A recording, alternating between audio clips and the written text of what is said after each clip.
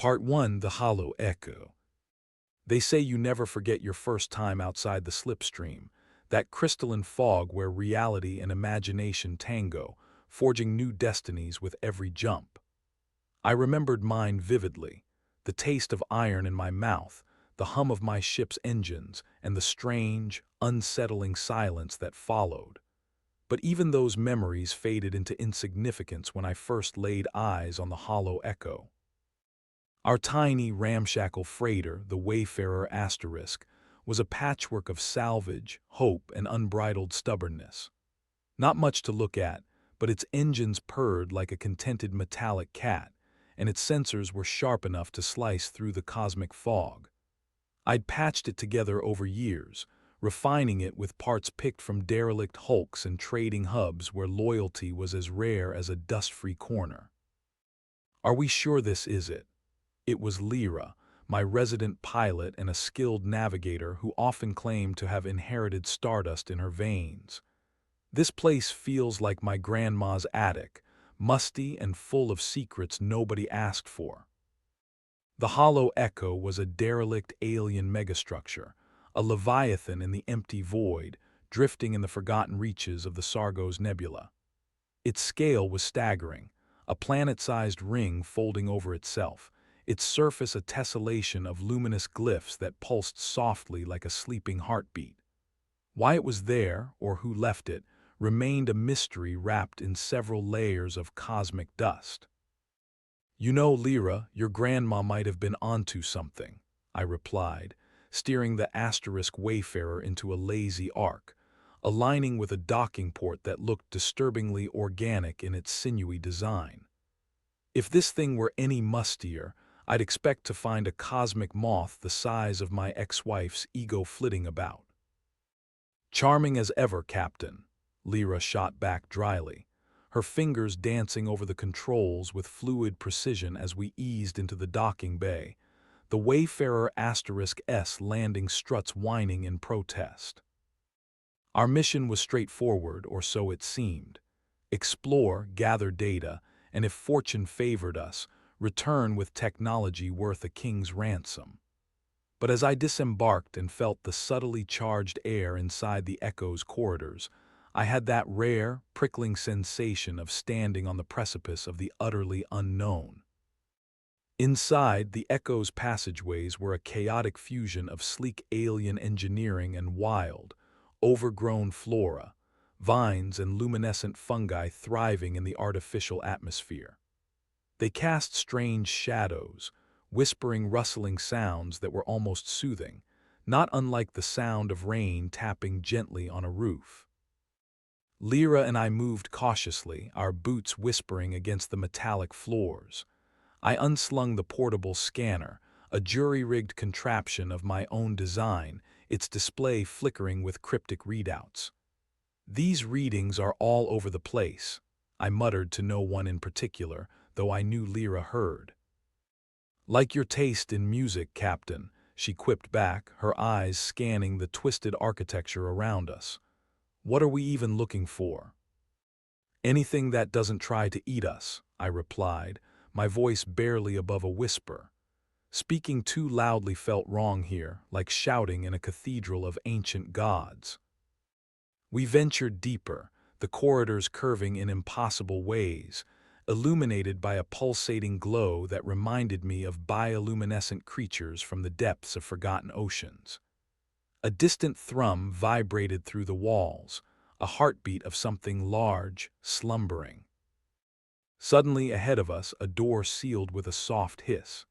It wasn't so much the motion that stopped me mid-step, but the fact that the door seemed to fold in on itself, an origami of metal and light. Behind it, a chamber unfolded, revealing a structure that defied comprehension, a central plinth surrounded by swirling holograms, each displaying a different star system, some familiar, others alien. "Lira, take a look at this," I called over my shoulder. "I think we've found the mother lode." As she joined me, I noticed something else, a soft whir, then a flicker, and finally a presence. It was an alien, though calling it that felt too simple for what it was. Its form was liquid crystal, shifting and reconfiguring itself with unsettling grace. It had no discernible features, yet I felt its gaze on me, a pressure on my mind that was both questioning and oddly amused. "Hello, traveler," it said, its voice a harmony of notes, a choir in a single being. "Welcome to the Echo. Who are you?" I was dumbstruck, trying to formulate words, but Lira, braver or just less burdened by awe, stepped forward. "We're explorers. Who or what are you?" The entity's form shimmered, and a soft, echoing laugh resonated.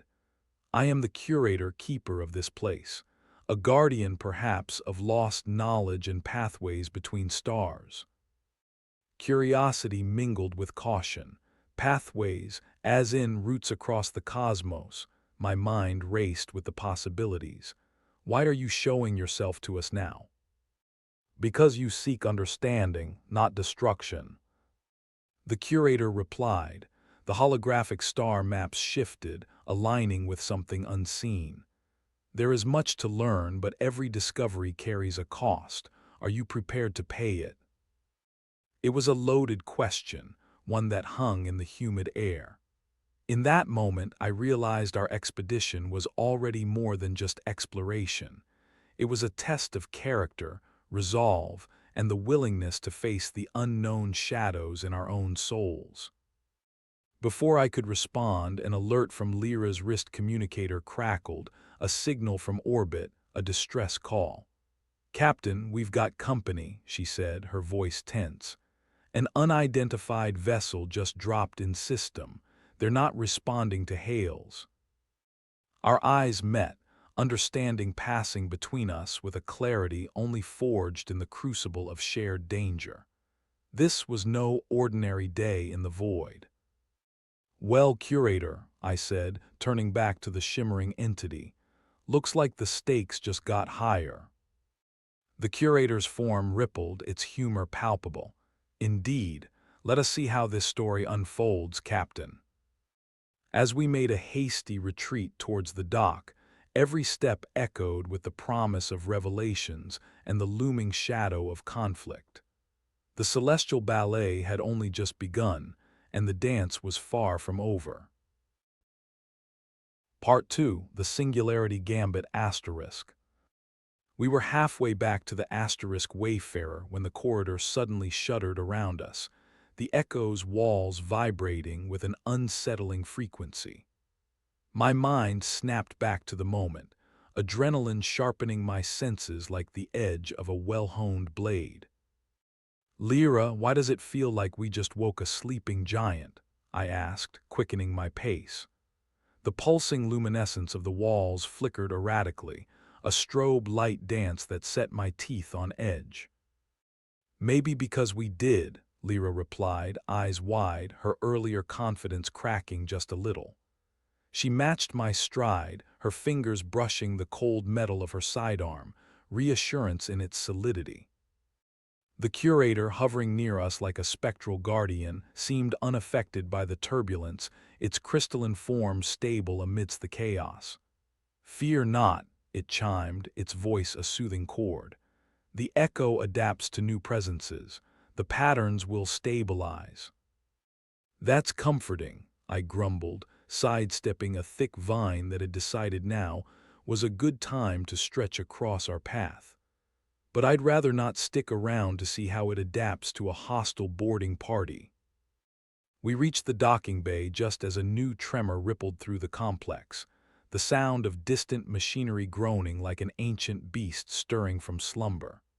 The Wayfarer loomed in the center, a welcome sight amidst the alien architecture.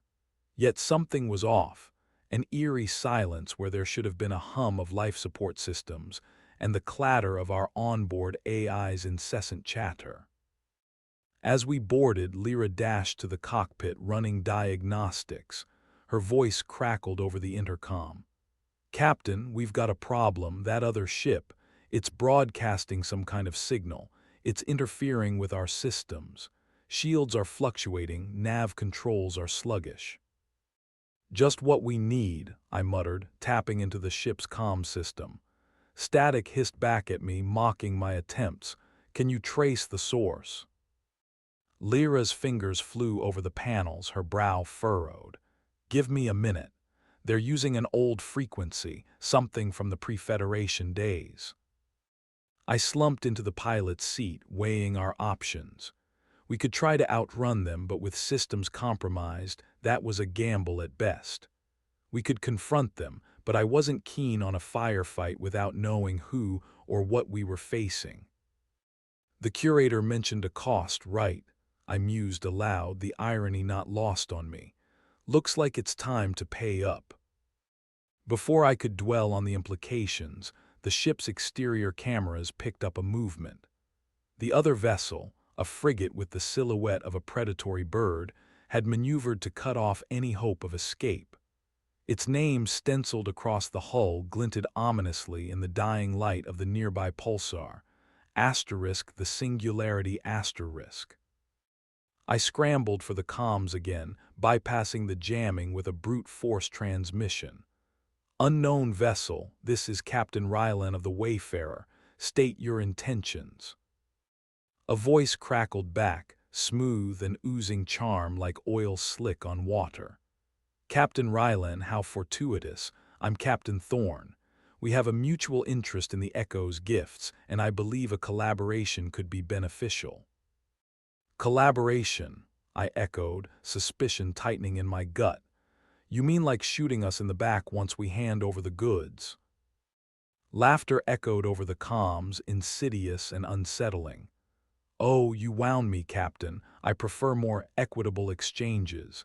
Let us meet face to face. Surely we can reach an understanding. Lyra's voice murmured through the static, low and urgent. They're not what they seem, Captain. I've seen ships like this before. They're scavengers, and their interest is never benign. Against my better judgment, I hesitated, a moment of indecision that stretched into eternity. The curator, shimmering into view beside the comms, tilted its faceless form in what felt like a gesture of curiosity. Every choice shapes the path, it murmured, enigmatic as ever. My mind raced through options, none of them promising. But then I remembered the alien structure we had glimpsed earlier, those star maps and their potential. If we could access whatever secrets they held, perhaps we could turn the tables. Lira, I said, decision settling like gravity around me. Prepare to engage. Let's invite Captain Thorne to explore the Echo himself. I've got a feeling he won't like what he finds. I cut the comms, leaving Thorne's voice hanging unanswered. We had to make this work. The alternative was a firefight we likely wouldn't walk away from. Curator, I addressed the spectral presence, shifting my focus. You said there's a cost to every discovery. What do we need to do to access the Echo's pathways? It shimmered an approving note in its voice. The core must be aligned. 3 nodes scattered throughout this structure, each a test of worthiness. Succeed, and the Echo's secrets are yours. The stakes now were more than survival. They were the keys to unlocking something potentially universe-altering. As we prepped to re-enter the labyrinthine corridors of the hollow Echo, I felt a thrill of adrenaline, the kind only a fool or a visionary experiences at the edge of the abyss. Let's play the game, then, I muttered, stepping once more into the unknown with Lira at my side, the weight of destiny pressing down with every step. The singularity and its enigmatic captain wouldn't wait forever, but we had a head start and a mission to uncover. As the Echo's doors whispered shut behind us, I couldn't help but think that this was exactly the kind of adventure I'd always sought, dangerous, unpredictable, filled with mystery. Little did I know just how much of myself I would have to leave behind before it was over. Part 3. The Nodes of Destiny. The Echo's corridors seemed to shift and twist around us, like a labyrinth with a mind of its own. The curator hovered silently beside us, a glowing guide through the alien architecture. It led us deeper into the heart of the structure, where the glyphs on the walls pulsed in synchrony with our footfalls, casting a kaleidoscope of colors that danced like cosmic auroras. Lira kept glancing at me, her eyes a mix of determination and apprehension. 3 nodes, huh?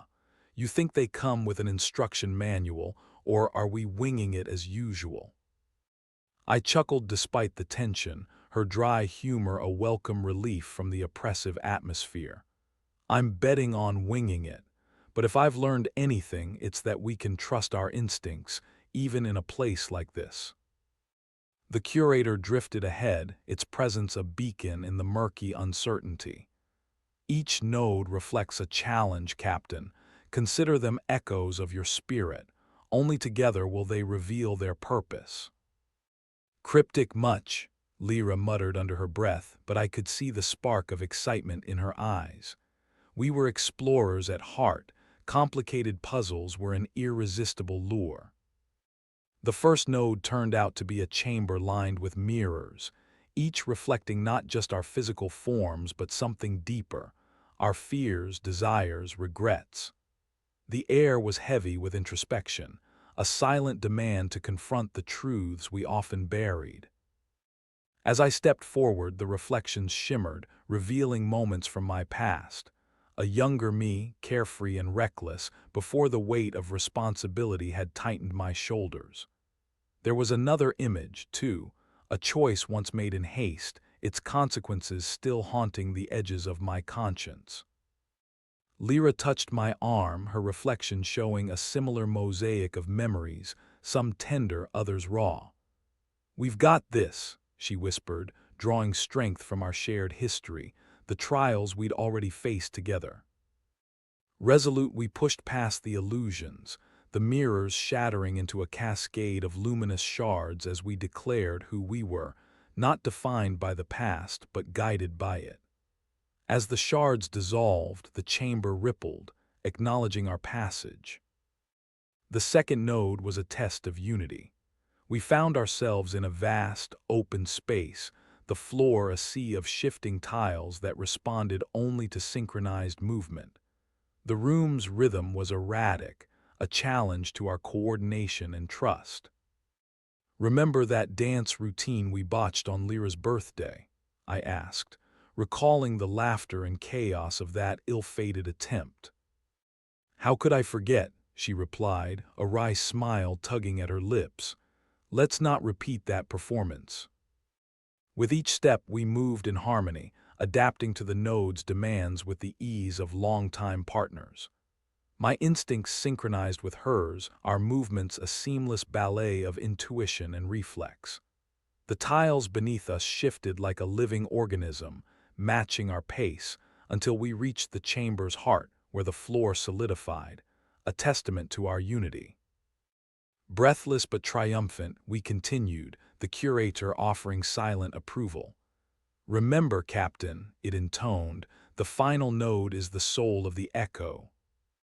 The third node was different, a void of darkness, the kind that swallowed light and hope alike. It was isolating, each of us trapped in our own cocoon of shadow. Panic clawed at the edges of my mind, the solitude amplifying every doubt and fear. "Lira," I called, but my voice was devoured by the void. It was as if the darkness knew me, my vulnerabilities laid bare. Yet, within that oppressive silence, I realized the node was not just a test of self, but of connection. "Rylan," Lyra's voice echoed, distant yet clear, her presence a lifeline in the suffocating abyss. "We're not alone." In that moment I reached out, not with sight or sound, but with every ounce of faith and trust.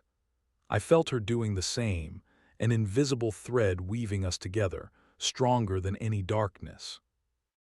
The void shattered, light pouring in as our connection reformed the space around us. In the center of the chamber, a crystalline structure rose, alive with the echo's mysterious energy, an interface of stars and systems, ready to unveil its secrets. We approached, the curator materializing beside us. "You have proven yourselves, Captain. The echo's pathways are now yours to command." But before we could celebrate, a new presence swept through the room, a cold, calculating force that could only belong to Captain Thorn. His voice cut through the air, dripping with mockery and delight. "Well done, Captain Rylan. You've saved me the trouble of figuring it out myself." Thorn stood at the threshold, flanked by his crew, their weapons gleaming menacingly. The curator's form glowed brighter, a silent warning of the storm gathering in this once sacred space. "Seems we're at a crossroads," Thorn continued, stepping forward with smug certainty. "How about we negotiate like civilized beings?" My mind raced, weighing the risks. K's and potential moves. We had the advantage of the Echo's secrets, but Thorn had the numbers and the element of surprise. Yet, as his men closed in, I felt an unexpected calm settle over me, a clarity born from knowing what we had achieved against all odds. "Negotiate," I replied, my voice steady, a new plan forming amidst the rising tension. "Sure, Captain Thorn, let's see who's really playing the game here." Around us, the Echo's walls thrummed with potential, like the calm before the universe unfolds, a reminder that even in the face of danger, we were not powerless. The curator's silent gaze promised that the story was far from over, and the next move was ours to make. Part 4: The Edge of Paradox. The Echo hummed with latent energy, an ancient behemoth awakening to our presence. I took a breath, the charged air filling my lungs, grounding me amidst the tempest Captain Thorn's arrival had stirred. His crew, a ragtag assembly of opportunists, watched us with greedy anticipation. Thorn's eyes, sharp and calculating, pinned me with a look that promised both danger and intrigue.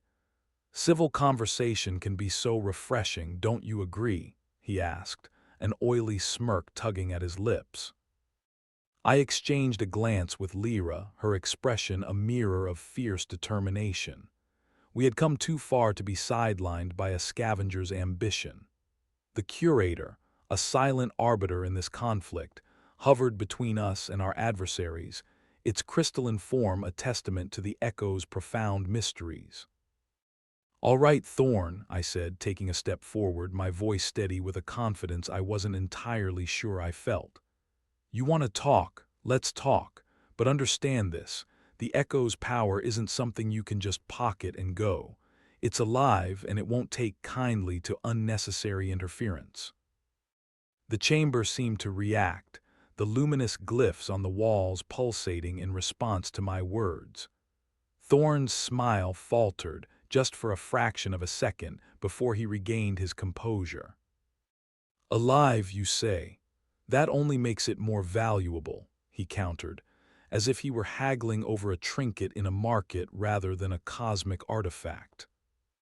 "This isn't about value, Thorn," I pressed, aware of the raw potential humming beneath our feet. "It's about connection and understanding. The Echo's secrets are linked to the very fabric of our universe. Mess with it, and you're not just risking yourself, but everyone." Lira nodded in agreement, her gaze unwavering. "You think you can control it, but the Echo isn't a weapon or a prize. It's a pathway, a choice." Thorn's crew shifted, unease rippling through their ranks. Doubt was a seed, and here it could take root swiftly. I knew I had to leverage that uncertainty to make them question their path. But Thorn was no fool. His eyes narrowed, a predator sensing a trap. "Choices are made by those who dare to seize them, Captain, and I think it's time to make mine." Before I could respond, the curator intervened, its voice a harmonic convergence that seemed to resonate from the Echo itself. "Children of stars, heed this warning. Conflict here will unravel your destinies." Its words were not a threat but a solemn promise, underscoring the delicate balance we stood upon. Thorn hesitated, visibly torn between ambition and the realization that he might be out of his depth. "Rylan," Lira murmured, drawing my focus back to the core. "If we can activate the pathways, maybe we can show them what we're dealing with. give them a glimpse of the cosmos' true nature. It was a bold plan, but in this place of shifting realities and ancient power, it might just work. I nodded, signaling my agreement, then turned back to Thorn with renewed resolve. "Captain Thorn, what if I could show you what lies beyond simple greed?" I proposed, gesturing to the crystal core. "Let us activate the echo, see for yourself what you're truly dealing with, and then decide if it's worth risking everything." For a moment, silence reigned, each word hanging in the balance. Thorn's gaze flicked between us and the glowing heart of the echo, the promise of untold wonders whispering seductively in the background. "Very well, Rylan," he finally acquiesced, his voice laced with cautious curiosity. "Show me." Together, Lira and I approached the core, our movements mirrored by the pulsating glyphs, a synchronization of intent and action. The curator watched, a silent guardian and guide, as we placed our hands on the crystalline surface. A surge of energy enveloped us, the echo's pathways igniting with brilliant luminosity, a cascade of star charts and cosmic vistas unfurling in the chamber like ethereal tapestries. The universe opened before us, vast and unending, a panorama of cosmic phenomena, anomalies, nebulae, and distant galaxies, all interconnected by threads of light. The crew of the Singularity gasped in awe, the greed in their eyes momentarily replaced by wonder. Even Thorn, hardened by years of spacefaring and opportunism, seemed moved by the sheer magnitude of what he was witnessing. This is incredible," he breathed, his voice betraying a vulnerability he'd likely forgotten he possessed. "It's more than incredible, Thorn," I said softly. "It's a reminder of our place in the cosmos. We're explorers, not conquerors." The echo's light bathed us all, a gentle embrace of unity and understanding. The realization dawned, a ripple through the crowd. Here, in this moment, they were part of something greater than themselves. "I won't pretend I'm not tempted," Thorn admitted, his tone tinged with newfound respect. "But you're right, this isn't something to be taken lightly." As the light began to fade, the echo's secrets once again shrouded in mystery, I felt the subtle shift in the room's dynamic. Thorn's posture relaxed, the edge of hostility dulled by the weight of shared revelation. "Maybe there's hope for you yet, Thorn," Lira commented, her smile wry but genuine. He chuckled, a sound that resonated with the camaraderie of kindred spirits. "Perhaps, but I'd say the same for you, Rylan, for all of us." Together, in the dim glow of the echo, we stood on the threshold of a new beginning, bound not by greed or conquest, but by the shared understanding that sometimes the greatest discoveries are those that remind us of our humanity. As Thorn and his crew prepared to depart, leaving behind a fragile truce and the promise of future alliances, I glanced back at the curator. It shimmered with satisfaction, its purpose renewed in the choices we had made. "Thank you, curator," I said, my voice carrying the weight of gratitude. "No, Captain," it replied, a cosmic twinkle in its voice. "Thank you for listening." With the echo's mysteries still echoing in our souls, we returned to the Wayfarer *, ready to chart new stars with the knowledge that the universe was a place of endless wonder, and we were but humble travelers on its vast, winding roads. Part 5: The Pulsar's Whisper. The journey back to the Wayfarer from the heart of the echo was a mix of reflective silence and the quiet buzzing of a universe now slightly more known to us. The corridors of the echo seemed more welcoming, as if acknowledging our respectful departure. The curator's light had dimmed behind us, but its presence lingered like a gentle reminder of what we had gained. As we reached the docking bay, Lira took a deep breath, her expression a blend of relief and anticipation. "Well, that was something," she said, her dry humor laced with genuine awe. "I guess Thorne's crew won't forget this tour anytime soon." I nodded, a soft chuckle escaping. "Nor will we, but more than that, it's what we take with us, an understanding of what's out there and our place within it." Back aboard the Wayfarer, the familiar hum of the engines welcomed us home. The ship's AI, a snarky if reliable companion, greeted us with its usual irreverence. "Welcome back, Captain. It seems you've survived another cosmic enigma.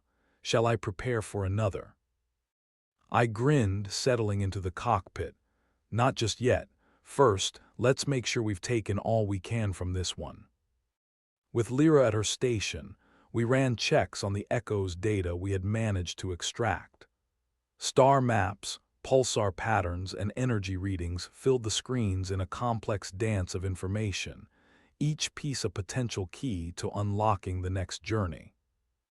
As I scrolled through the data, one reading caught my attention, a peculiar signal pulsing from a nearby pulsar, something I had initially dismissed in the chaos. But now, isolated and analyzed, it hinted at an anomaly, a whisper of something hidden within the pulsar's relentless rotation. "Lira, look at this," I said, pointing to the data stream.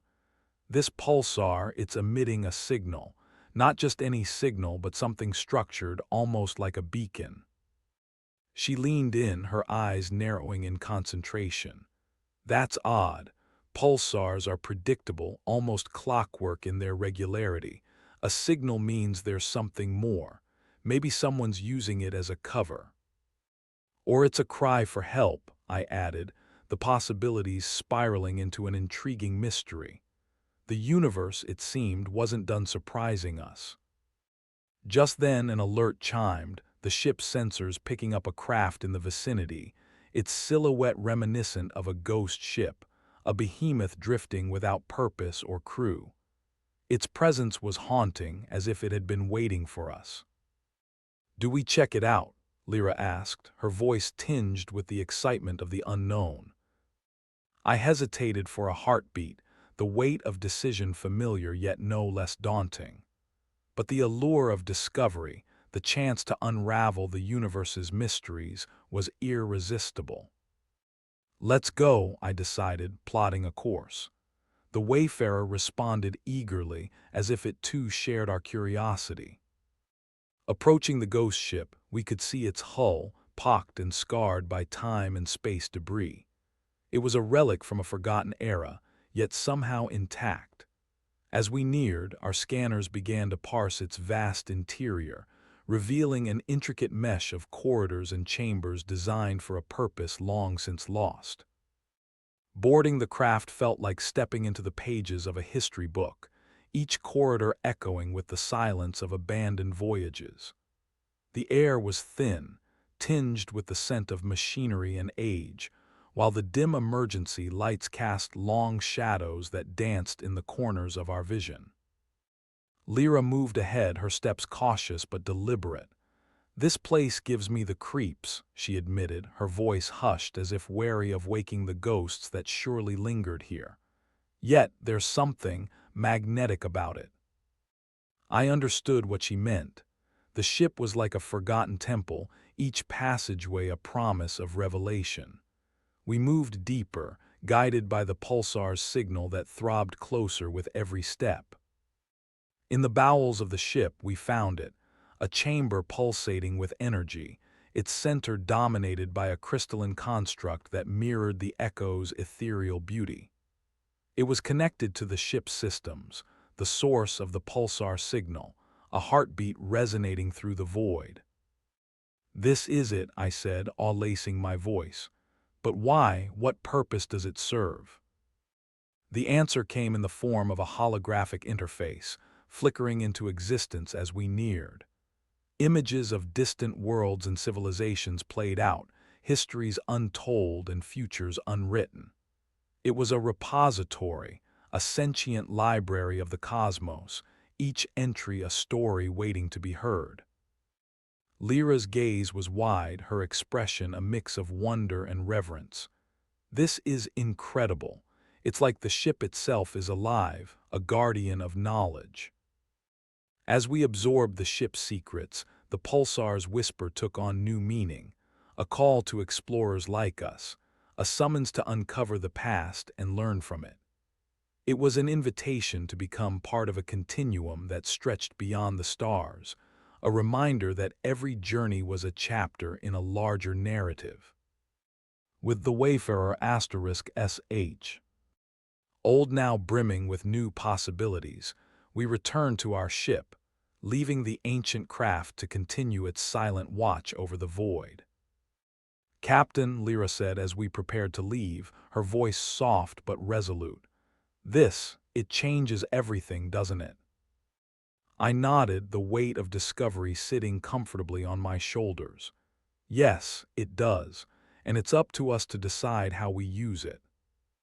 The universe awaited, vast and mysterious, teeming with stories yet to be told. As the Wayfarer slipped into the slipstream once more, I realized that the true adventure was not in finding answers, but in embracing the journey and the countless questions that lay beyond each new horizon. Part 6: The Veil of Phantoms. As the Wayfarer glided through the slipstream's iridescent embrace, I found myself reflecting on the path we'd taken. The Echo, the ghost ship, the pulsar's secret, all of it intertwined in a tapestry of cosmic wonder that had left us irrevocably changed.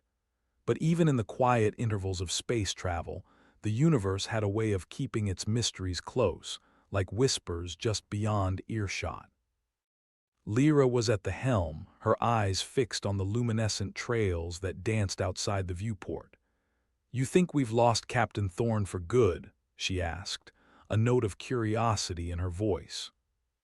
"With his kind, you never really lose them," I replied, settling into the co-pilot's seat.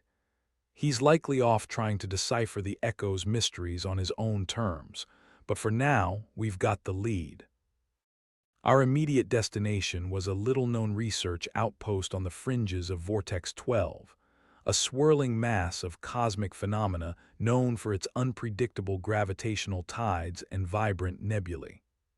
The outpost, operated by a reclusive group of scientists, promised insights into the pulsar's signal and the ghost ship's databanks. Approaching Vortex 12 was like entering the eye of a cosmic storm. Colors shifted in volatile cascades, and space itself felt alive with latent energy, each ripple a reminder of nature's untamed beauty. We docked with the outpost, a cluster of sleek modules tethered precariously to an asteroid. It was a place that seemed to exist despite the universe's best efforts to reclaim it, a testament to human tenacity and curiosity. Dr. Ilara Voss, the outpost's lead scientist, greeted us with a nod of acknowledgement. Her demeanor was brisk, but tinged with the excitement of a mind always seeking the next challenge. "Captain Rylan, I assume you've come to see the proverbial ghosts in the machine." I liked Ilara immediately. She was the kind of person who could read between the lines without needing the lines themselves. "That's the plan, Doctor. We've brought data that could shine some light on the pulsar anomaly and the ship we found, hoping you can make sense of it." Ilara ushered us into the outpost's research core, a space brimming with holographic displays and intricate machinery humming with potential. Lira and I exchanged a glance, our shared anticipation a silent conversation that needed no words. As we uploaded the data, the room flickered to life, projections of star systems and energy patterns enveloping us in a cocoon of information. Ilara analyzed the streams with a conductor's grace, each movement deliberate and precise. "This signal is remarkable," she murmured, her gaze fixed on the pulsar's rhythmic pulses translated into a symphony of light and sound. "It's as if the pulsar is communicating, not just broadcasting. It wants to be understood." "Could it be a distress signal?" Lira speculated, her mind already leaping to the possibilities. Or a warning, I added, the weight of each possibility settling into the room. Lira tapped her chin thoughtfully. The signal, it harmonizes with certain anomalies, locations where reality bends and time loses meaning. I've theorized they might be entry points, gateways even, to what some call the Veil of Phantoms. The Veil of Phantoms, I asked, intrigued by the poetic name. A theoretical dimension, she explained, her eyes alight with the thrill of discovery. A place where time and space intermingle, where echoes of the past and future coexist. I've never had proof until now. Lira leaned in, her curiosity piqued. And the ghost ship, was it caught in this veil? Lira nodded, the pieces falling into place as she spoke. It's possible the ship was a victim, or perhaps an explorer like you, seeking knowledge and caught in its grasp. A chill crept down my spine, the allure of the unknown fusing with the danger inherent in such pursuits. The Veil was a place fraught with peril and promise, a siren call to those willing to risk everything for the sake of understanding. We spent hours in the research core, piecing together the mysteries left behind by the ghost ship and the pulsar's enigmatic song. And as the data unfolded, a route began to emerge, a path through the veil itself, a map to the edges of existence where few dared to tread. Lira's voice broke into my reverie, a grounding force amid the swirling chaos of possibilities. Rylan, if the veil is real and these coordinates lead to it, what do we do? It was the question of a lifetime, filled with equal parts excitement and dread. The veil promised insights beyond imagination, but it also held secrets that could unravel everything we knew. We go, I said, the decision resonating with the clarity of a star's formation. Because to turn away now would be to ignore everything we've come to understand. With Lira's guidance, we prepared to set course for the veil, our resolve bolstered by the knowledge that discovery was a journey, not a destination.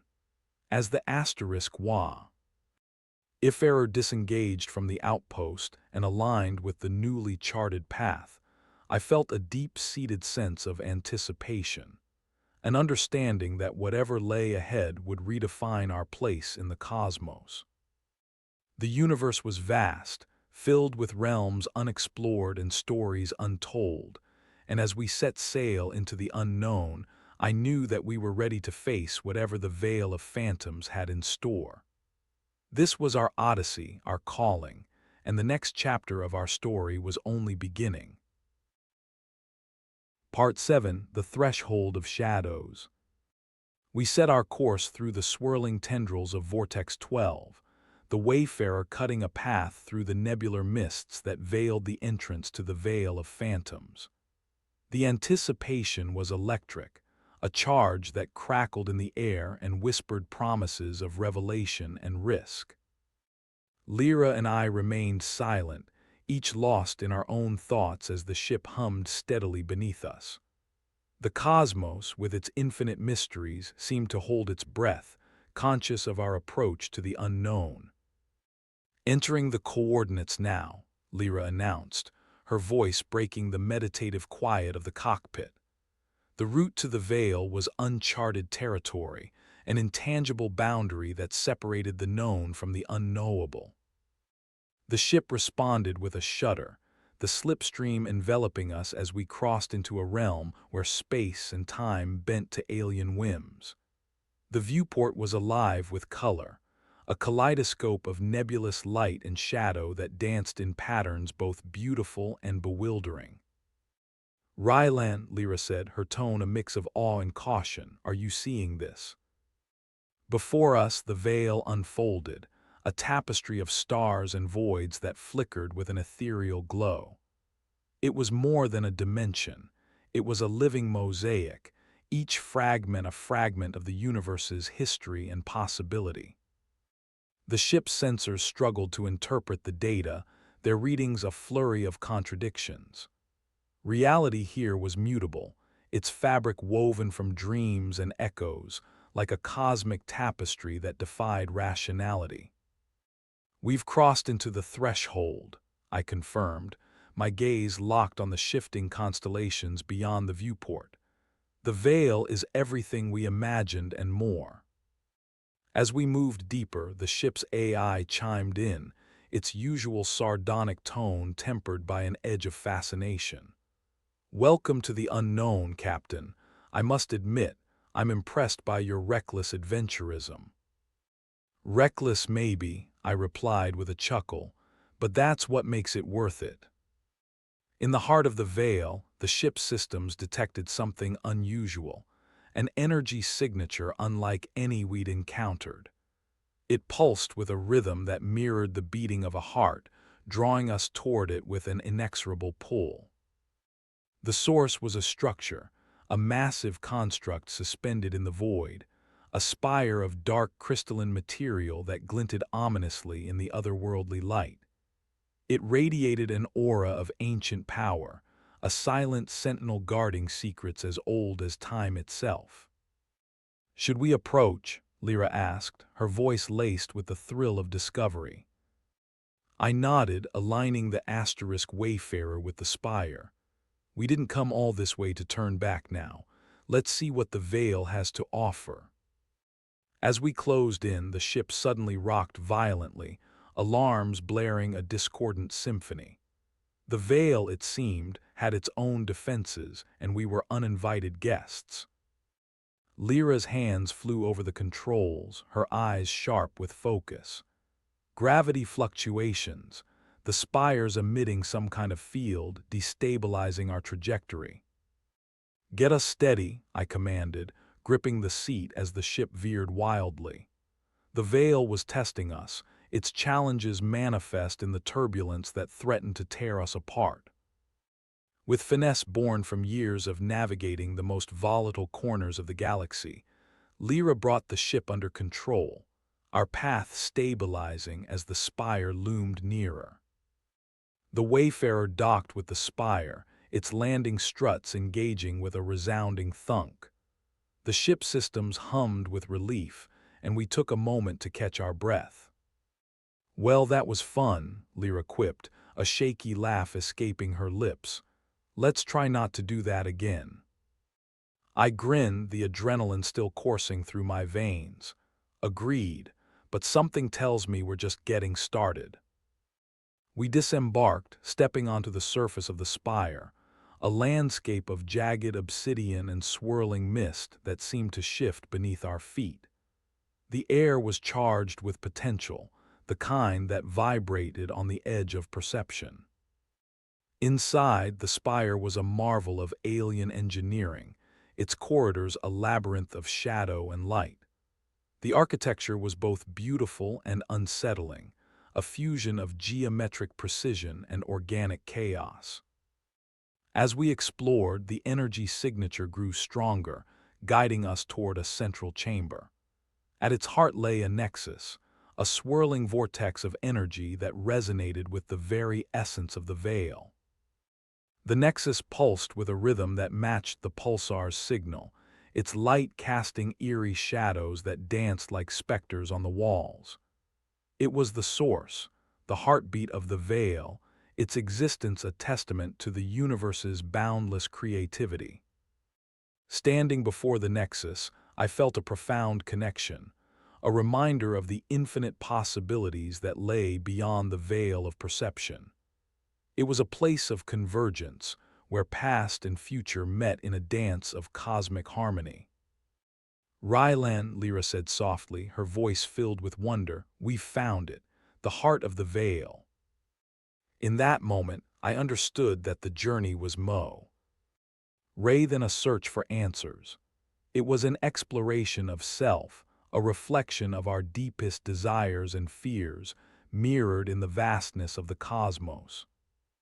As we stood on the precipice of the unknown, the veil whispered its secrets, inviting us to listen, to learn, and to become part of the ever-unfolding story of the universe. Here, in this place of shadows and light, we had found a new home, a realm where exploration was not just a choice but a calling. Together, Lira and I embraced the uncertainty, ready to face whatever the veil of phantoms had in store, knowing that the journey itself was the greatest discovery of all. Part 8: The Echoes of Lament. The heart of the veil thrummed with an energy that resonated deep within my being, a melody in a language older than time. Lira and I stood transfixed before the nexus, the swirling vortex casting our shadows into fantastical shapes across the chamber walls. This was the intersection of countless realities, a point where the universe's secrets lay bare, waiting for those audacious enough to listen. As the echoes of this cosmic symphony enveloped us, I felt a subtle shift, a tug at the edges of my consciousness that spoke of stories untold and paths untraveled. The veil was reaching out, inviting us to delve deeper into its mysteries. "Lira, do you feel that?" I asked, my voice a hushed whisper reverberating in the vastness of the chamber. She nodded, eyes wide with wonder and trepidation. "It's like it's alive, Rylan, a living library, and we're the first to flip through its pages in millennia." Just as we began to contemplate what lay ahead, the nexus flared, a burst of light and sound that pulled us into a cascade of visions, snapshots of places and events that flickered like stardust in the void. I saw worlds in creation, nebulae swirling in vibrant colors as new stars were born. I witnessed civilizations rising and falling, their stories etched in the cosmic tapestry with threads of hope and despair. I felt the weight of eternity, an endless cycle of birth and rebirth, whispered through the ages. And then a shadow crept into the vision, a dark expanse consuming starlight, its voracious hunger palpable.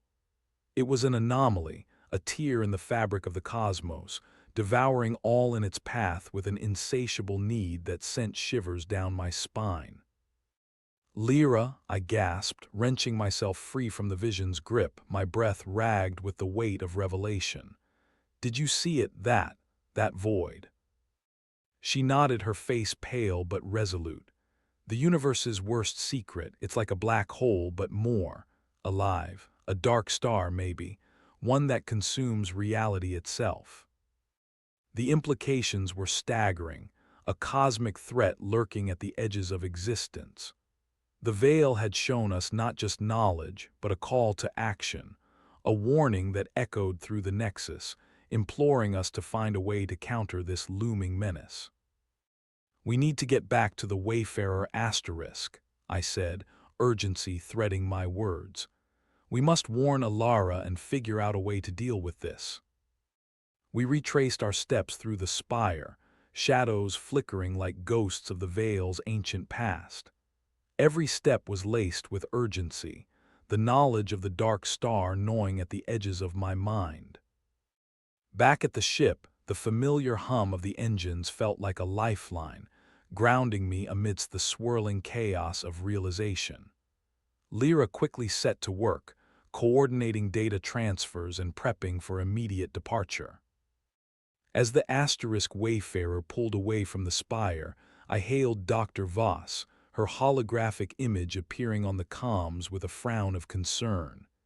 "Captain Rylan, what have you discovered?" I recounted the visions, the warnings, the dark star that threatened the delicate balance of the universe. Alara listened intently, her expression shifting from curiosity to trepidation as the depth of our discovery unfolded. "This is unprecedented," she finally said, her voice laced with the gravity of our task. "We'll need to analyze the data and determine its trajectory. If it behaves as you described, it could be a threat to entire systems." Lira leaned over, adding to the discussion with her steady pragmatism. "We need allies, resources, anything that can help us understand and, if possible, mitigate this." Alara nodded, her determination mirroring our own. "I'll reach out to trusted contacts within the scientific community. It's imperative we handle this delicately. Panic could do as much damage as the anomaly itself. As the call ended, I felt the weight of our mission settle in, a challenge unlike any we'd faced before. The Veil had entrusted us with its secrets, and with that trust came responsibility. "We're going to need all the help we can get," I said to Lira, steeling myself for the road ahead. She nodded, her resolve unshakable. "We've faced impossible odds before, Rylan. We'll face them again. But this time, we've got the universe's most enigmatic ally on our side." The Wayfarer charted a course back to familiar stars, leaving the Veil and its ethereal guardians behind for now. It was a new chapter, one fraught with peril and potential, but as always, the journey promised its own rewards. We were more than explorers now. We were guardians of the cosmic balance, stewards of the stories and secrets etched into the universe's grand design. And as the ship's engines roared to life, propelling us toward new horizons, I knew that whatever awaited us, we would face it together, armed with the knowledge that we were part of something far greater than ourselves. The universe sang in echoes, and we had become its heralds. Part 9. The Conclave of Luminaries. The journey away from the Veil was a calm before an impending storm, the Wayfarer slicing through the slipstream with purpose. The enormity of our task loomed ever-present, each parsec drawing us closer to the forefront of an existential threat. And yet, the unknown held its own allure, a siren song of discovery that beckoned as strongly as ever. Lira had set the wheels in motion, summoning a conclave of the galaxy's most renowned scientists and thinkers to the remote enclave of Farpoint, a hidden sanctuary orbiting the gas giant Lira Prime, named, coincidentally, by the very scientist who now held its secrets in her hands. Farpoint was a place where innovation met infinity, a crucible of creativity where the universe's mysteries were bent, reshaped, and occasionally shattered to reveal shimmering new truths. The docking bay of Farpoint greeted us with an array of vessels, each more peculiar and wondrous than the last. Craft from distant corners of the galaxy, designed with philosophies as diverse as the stars themselves, huddled together like a mechanical menagerie. Lira and I disembarked, feeling the buzz of anticipation crackling in the air. The conclave was a rare gathering, a convergence of intellect and curiosity, united by a common cause. It was here our narrative would unfold, woven with the threads of countless stories intersecting. We entered the atrium of the main hub, a gleaming chamber of transparency and light. The walls were alive with digital displays of cosmic phenomena, projections shifting seamlessly from galaxies in collision to the micro-dances of quantum particles. Lira was there to greet us, her presence a steadying anchor in the sea of genius that swirled around her. "Rylan, Lira, welcome to Farpoint," she said, a glimmer of excitement in her eyes. "I hope you're ready to meet some of the brightest minds this side of the universe." As introductions were made, I found myself in the company of luminaries whose reputations preceded them across the stars. There was Dr. Kellen Sir, an astrophysicist renowned for his work on dark energy manipulation; Greta Nye, a cyberneticist whose innovations in sentient AI had reshaped entire planets; and Zale, a bioengineer whose understanding of synthetic life forms bordered on the miraculous. The gathering was not merely an assembly of intellect. It was a fusion of ideals and dreams, each individual contributing their unique perspective to the tapestry of our mission. And as we sat, the Tower of Minds assembled with a singular focus, understanding the dark star that loomed on the fringes of reality. Lira took the lead, articulating the urgency and gravity of our discovery. She spoke with eloquence and passion, her words weaving a story that captured both the imagination and the resolve of her audience. "We face a singularity, an anomaly that defies our understanding of physics and cosmology, she explained, her holographic presentation painting a vivid picture of the dark star's potential path of devastation. It consumes light and matter, an insatiable void that could destabilize entire sectors.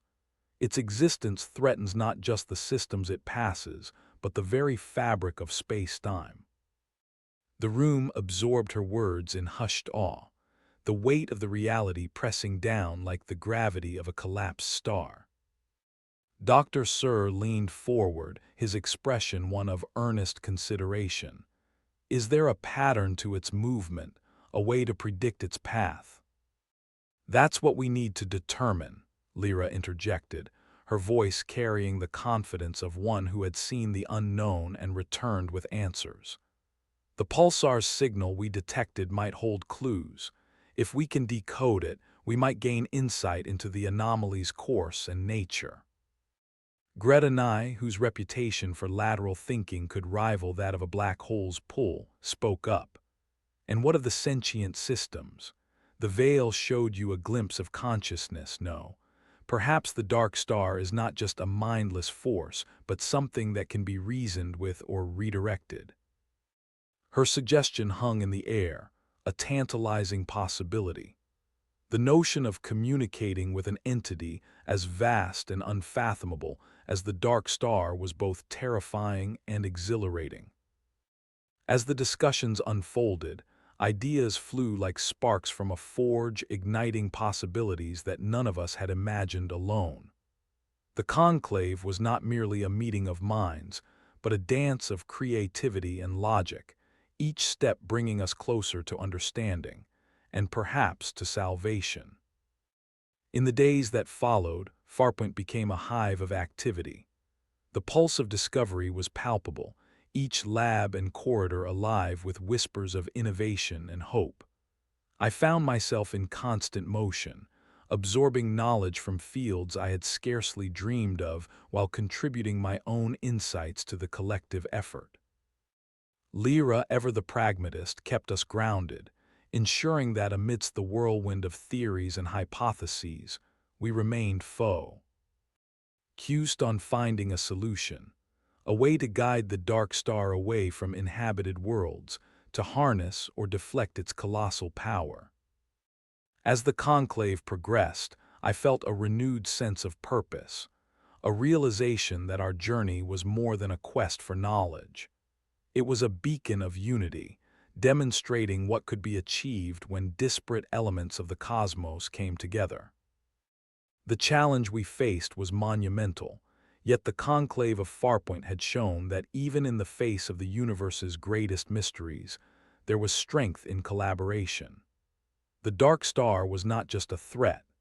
It was an opportunity for humanity and its allies to stretch the bounds of possibility, to reach across the stars and find solutions in the most unlikely places. Our story was far from over, but as we stood on the brink of a new understanding, I knew that whatever the future held, we would meet it with courage, curiosity, and the unwavering belief that together, we could shape the fate of our galaxy. Part 10: The Symphony of Stars. The conclave had set the stage, and now the real work began, the Symphony of Stars, a unification of science, art, and intuition aiming to compose a solution to the cosmic enigma of the dark star. Days slid into nights seamlessly under the artificial sky of Farpoint, where time was marked not by the rotation of a planet, but by the rhythm of ideas colliding and evolving. I found myself drawn to the observatory, a dome perched like a vigilant sentinel atop the station. Its panoramic view of the gas giant below and the swirling universe beyond provided both inspiration and a stark reminder of the stakes involved. It was here that Zale, the bioengineer, had established his temporary command center, surrounded by a complex array of molecular models and holographic star charts. Zale was a being apart, his skin a tapestry of bioluminescent patterns that shifted with his mood, a living testament to his life's work. He was deep in concentration when I joined him, the air around him alive with the soft whir of drones and the hum of biomachinery. "Rylan," he greeted me with a nod, his voice a melody of thoughtful consideration. "We've been running simulations. The dark star, it's more than a rogue anomaly. I believe there's a genetic code within its energy signature." His hypothesis sent a ripple through me. "You think it's a life form in some form or another?" He nodded, his luminous eyes fixed on the star chart that dominated the room. "Or at least something akin to it. It resonates with the energies of creation and destruction, much like a living organism." I pondered the implications, the idea that the dark star was not merely a cosmic beast to be tamed, but potentially a conscious entity. This revelation could change everything. "We need to communicate with it," I suggested, the words falling from my lips before the full weight of them settled into my awareness. "If it has consciousness, perhaps it can reason or feel."